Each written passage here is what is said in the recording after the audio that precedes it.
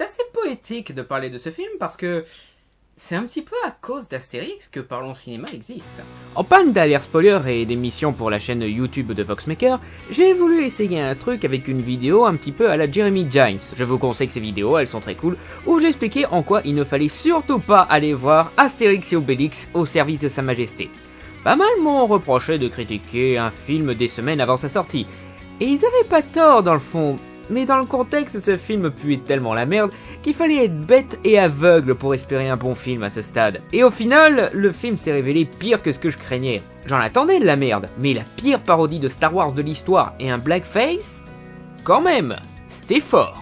Et j'en avais profité pour conseiller les fans d'Astérix d'attendre un film bien plus prometteur, à savoir Astérix, le domaine des dieux. Principalement parce que les premières images étaient superbes et que l'équipe du film était beaucoup plus compétente.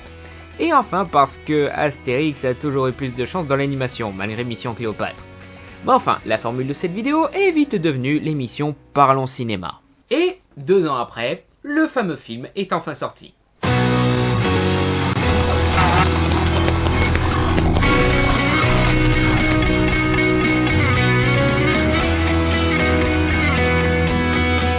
Oui, je sais, j'ai promis le nouveau générique pour cet épisode, mais à cause de quelques problèmes par rapport à la musique du nouveau générique, j'ai dû le reporter au prochain épisode. Encore désolé. Astérix est le domaine des dieux. Si vous êtes français ou belge, vous savez qui c'est Astérix. Vous avez même sûrement grandi avec ce personnage. Le village d'irréductible gaulois, la potion magique, le gros qui s'énerve chaque fois qu'on le traite de gros, le tome qu'on ne se lassera jamais de détester. Enfin, comme beaucoup d'entre vous, je suis fan d'Astérix depuis le tout petit âge. Beaucoup d'entre vous s'attendaient à ce que je fasse une semaine Astérix parce que dans la vidéo où je parlais d'Astérix au service de Sa Majesté, j'avais évoqué la possibilité que j'en fasse une.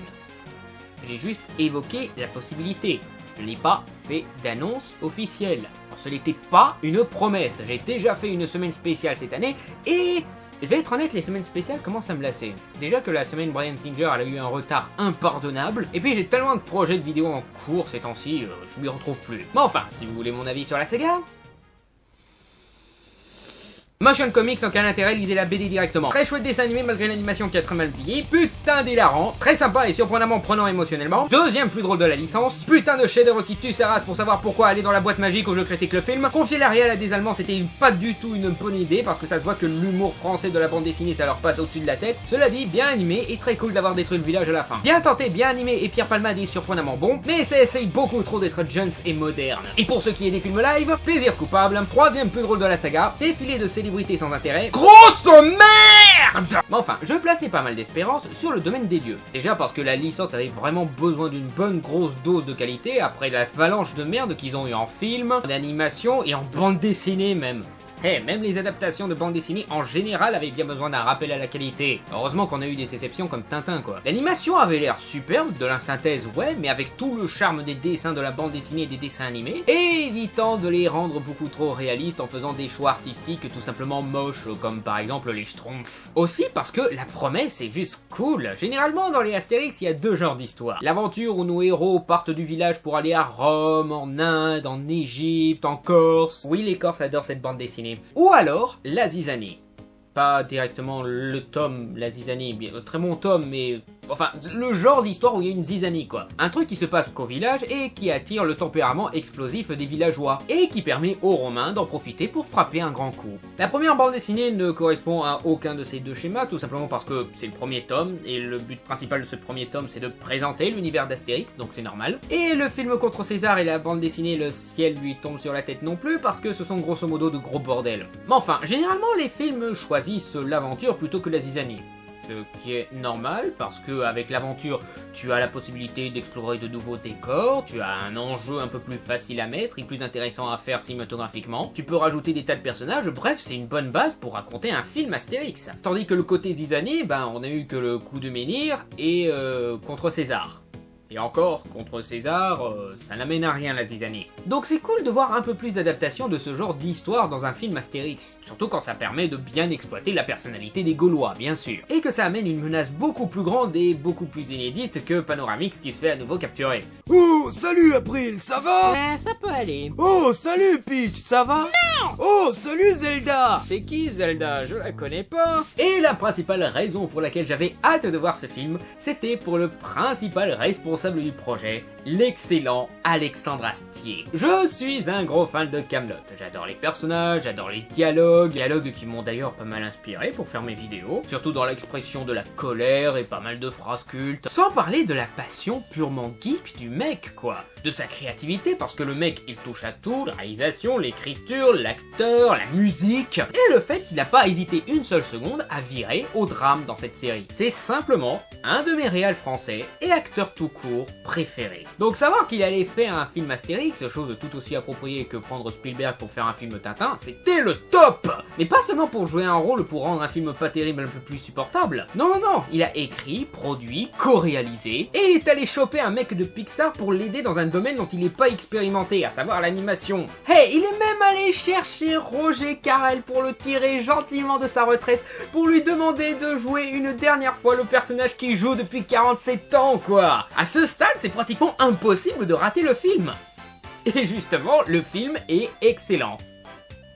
Pas parfait, mais excellent quand même. Donc, après de multiples échecs face aux irréductibles gaulois, César met au point un nouveau plan. On essaye des trucs comme ça. Et sa dernière trouvaille machiavélique est de construire une cité romaine autour du village gaulois. Cité baptisée le domaine des dieux. Et ce voisinage amènera les Gaulois à s'adapter au style de vie romain et de devenir complètement romain pour que la Gaule soit totalement envahie. Construit par l'architecte Anglégus, joué par Laurent Deutsch, qui est 1000 fois mieux que dans Astérix et les Vikings, qui est aidé par le centurion Ours en plus, joué par Alexandre Astier, et le sénateur Prospectus, joué par Alain Chabat, le domaine finit par poser ses marques malgré la résistance gauloise. Et une fois les Romains installés dans ce qui est grosso modo une colonie de vacances romaine, les Gaulois apprennent vite à commercer avec eux et à s'adapter à leur mode de vie malgré les avertissements d'Astérix. Donc, on va d'abord parler des défauts du film, parce que, soyons honnêtes, ils sont présents, faut être objectif. Et puis comme ça, on se débarrassera vite fait du sujet fâcheux, quoi. Le plus gros problème du film sont les personnages inédits. Les villageois, César et les légionnaires sont toujours aussi bons que d'habitude. Ils arrivent même à renouveler pas mal de running gags, ce qui est pas mal du tout. Le centurion est très drôle et Anglégus est un personnage qu'on adore détester. Mais le sénateur Prospectus est un méchant peu intéressant. Il aurait pu facilement être Anglégus directement, quoi. Même pour caser tous les potes d'Astier, Alain Chabat aurait pu jouer un autre personnage. Mais le pire, c'est probablement la petite famille de Romains qui vient de s'installer au domaine des dieux. Petit Minus, Dulcia et Applejuice manquent cruellement de personnalité. Et on sent qu'ils sont surtout là pour apporter l'aspect choupi kawaii et familial de beaucoup de films d'animation américains, comme moins moche et méchant. C'est dommage parce que j'aime l'idée du petit gars fan d'Hercule qui est inspiré par les exploits d'Astérix et Obélix. Et j'aime bien le fait qu'on montre que tous les Romains ne sont pas tous des légionnaires qui veulent tuer tous les Gaulois qu'ils croisent, ou des sénateurs machiavéliques, et que parmi eux il y a des familles, tout ce qu'il y a de plus ordinaire. Mais l'exploitation de cette idée manque cruellement de développement. Ce qui m'amène au deuxième gros problème du film, c'est trop court. C'est rare de reprocher ça à un film d'animation Astérix, mais c'est le cas. Il y a tellement d'idées dans le film que la durée du film ne lui permet pas de bien toutes les exploiter. Et le dernier petit défaut du film, Guillaume Briat en Obélix. Ça colle pas. C'est con parce que tu regardes le mec en vrai, tu te dis ah bah ouais, il est parfait pour jouer Obélix. Il a le physique, il a même le talent, j'ai envie de dire. Je veux dire, son interprétation, elle est pas mauvaise en soi. C'est juste que sa voix ne colle pas au personnage. Ça ne va pas avec un personnage comme Obélix. Et c'est tout. Ouais, le reste du film est une tuerie. Pour rester dans le casting, je reconnais au début, j'avais certains doutes par rapport au casting de ce film. Et pas seulement pour la nouvelle voix d'Obélix. J'avais notamment des craintes concernant Roger Carrel. Oui, carrément. Parce que il y a de quoi se dire que le mec il a pas pris sa retraite pour rien, quoi. Et le reste du casting, composé principalement des potes d'Alexandre Astier, j'avais peur qu'il se casse les dents au niveau du doublage. Non, parce que être un super acteur ne veut pas forcément dire que tu seras un bon doubleur. Un doubleur joue surtout avec sa voix, il donne vie à un personnage et à des situations rien qu'avec sa voix. Or, pas mal d'acteurs comptent surtout sur l'interaction, le décor, les autres acteurs, le costume pour pouvoir donner vie à quelque chose. Ils jouent un petit peu sur la voix, mais ils jouent surtout sur la gestuelle, sur la façon d'agir, sur la façon de se comporter. Donc leur priver de cette dimension-là, ça peut devenir très déstabilisant. Et c'est pour ça que je trouve l'ancienne politique de DreamWorks à prendre que des acteurs célèbres pour faire du doublage, c'est complètement con. Le doublage américain de Shrek, malgré la qualité du film, elle est à chier.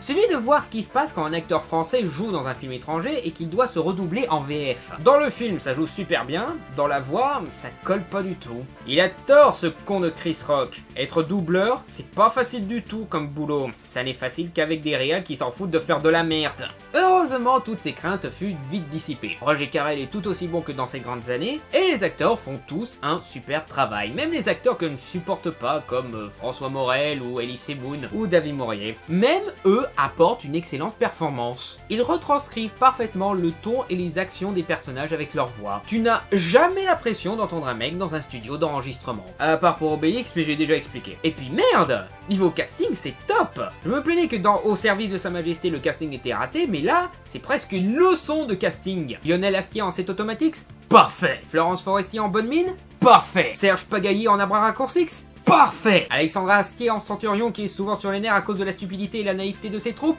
parfait.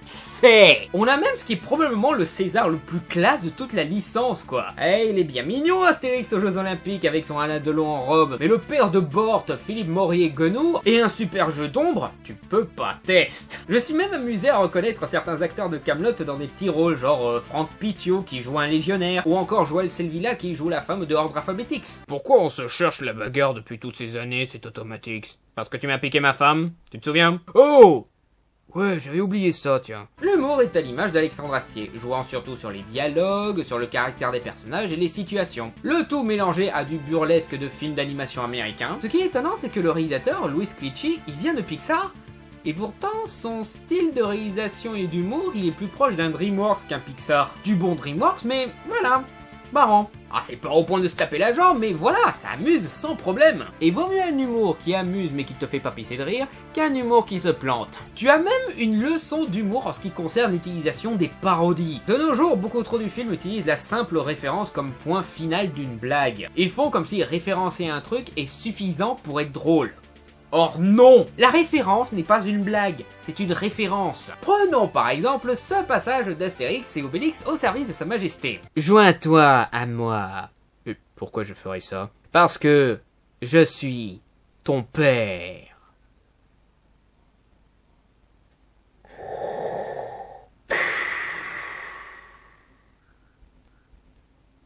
T'as pas compris? C'est Star Wars! Ouais, on a compris! Tu fais référence à quelque chose qui existe. La référence en elle-même n'est pas drôle. Ça doit être le début de la blague, mais pas sa fin. Ou au pire, ça doit être juste un petit clin d'œil par-ci par-là, c'est tout. La référence toute seule, elle est amusante tout simplement parce que tu te la joues Captain America, genre « Ah, j'ai compris la référence !» Mais sinon, ce n'est pas drôle en lui-même. Ce n'est pas de l'humour, c'est de la fainéantise humoristique pure et dure, c'est digne de Friedberg et Setzer. Quand le domaine des dieux fait des références, lui, c'est juste un petit clin d'œil, basta, on passe au truc drôle. Ou c'est pour renforcer une vanne. Quand Panoramix fait face aux Romains et qu'il est genre « Vous ne passerez pas !» Le film ne s'arrête pas genre « T'as compris, c'est le Seigneur des Anneaux, hein ?» Non, il fait un truc tout de suite après qui rend la scène vraiment drôle, à savoir un Romain qui le pousse de côté de façon ridiculement facile. Ça, c'est drôle. Après, j'en ai vu pas mal dire que l'humour vise peut-être un petit peu trop haut au niveau de l'âge, qu'il faut être un petit peu adulte pour bien tout comprendre, parce que les gosses, eux, ils vont rien comprendre au niveau de l'humour. Cela dit, je ne vois pas le problème. Quand j'étais petit, je ne lisais pas, je regardais pas Astérix pour l'humour. Je suivais surtout la licence pour l'aventure, pour les personnages, etc. Je n'ai pas compris l'humour des 12 travaux avant un certain âge. Donc dans ce sens-là, ça ne fait que montrer que le film respecte le style et les codes d'Astérix. Contrairement aux dernières productions Astérix qui ne comptaient que sur l'humour. Et puis, si l'humour n'est pas aussi hilarant que ça, c'est parce que de l'autre côté, les mecs ils essayent de raconter une histoire quoi. Donc ça ne lui laisse pas l'opportunité de faire des super vannes toutes les 2 secondes. Si les 12 travaux est aussi drôle qu'il l'est, c'est tout simplement parce que c'est une série de sketchs si on regarde bien. Donc ils étaient libres de faire tout ce qui leur semble drôle. Là où le domaine des dieux fait en sorte que l'humour ne piétine jamais sur l'histoire. Encore une fois, comme l'ont fait très bêtement les dernières productions Astérix. Et puis je ne vois pas pourquoi je reprocherais à un film de vouloir me raconter une histoire. Surtout que voilà, ça fait 3 critiques que je n'ai pas eu de film comptant sur leur histoire quoi. La réalisation, au-delà de l'animation qui est encore une fois excellente, est superbe. La caméra bouge comme il faut, met une bonne ambiance, et pas mal de mouvements de caméra renforcent les différents gags du film. Pareil pour le montage qui est très bien maîtrisé. Pas mal pour une première réalisation secondée par un mec de la télévision, hein. On trouve même le sens de lecture et les satires propres à la bande dessinée. Un truc qu'on n'a pas vu dans un film Astérix depuis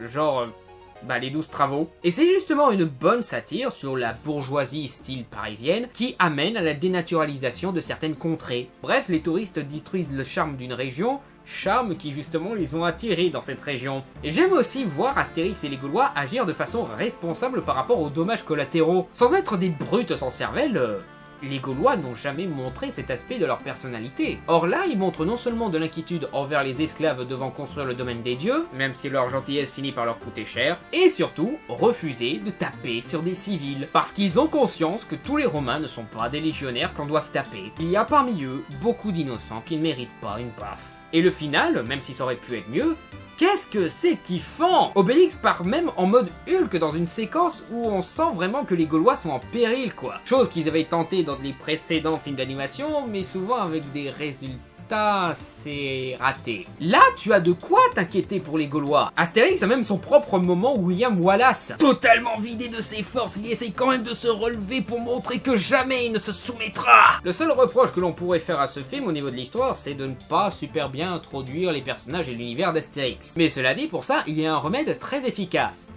Être français! Ou belge, bien sûr. Et la musique, malgré l'absence de véritable thème, est excellent et apporte même un très sympathique générique d'ouverture. Bref, y a pas à dire.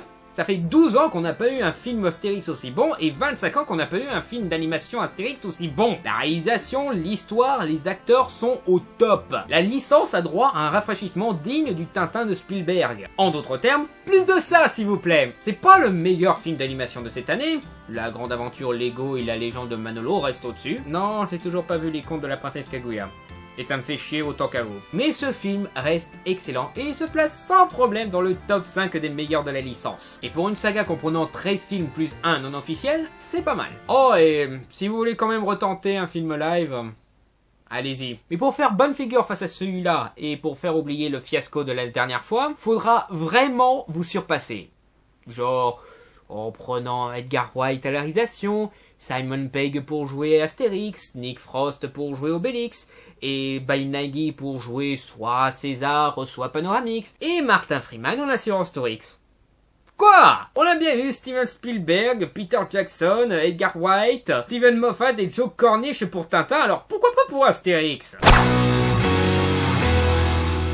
Si tu as aimé cet épisode, n'hésite pas à liker, t'abonner, laisser un commentaire et rendez-vous dans la boîte magique où je vous expliquerai pourquoi Astérix et le Coup du Menhir est pour moi le meilleur film Astérix tout court. Et n'hésite pas à visiter ma page Tipeee pour m'encourager à continuer mes vidéos et à améliorer leur qualité.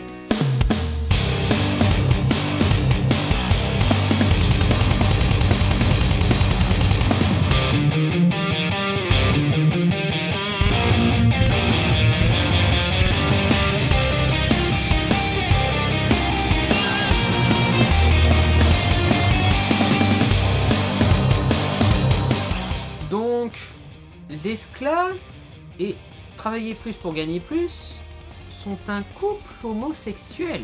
C'est déjà 1000 fois mieux que toutes les blagues homosexuelles sur Astérix dans Au service de sa majesté. Et puis, un couple gay dans un film pour enfants, c'est cool. Même s'il faut être super attentif pour le capter, mais quand même, c'est cool.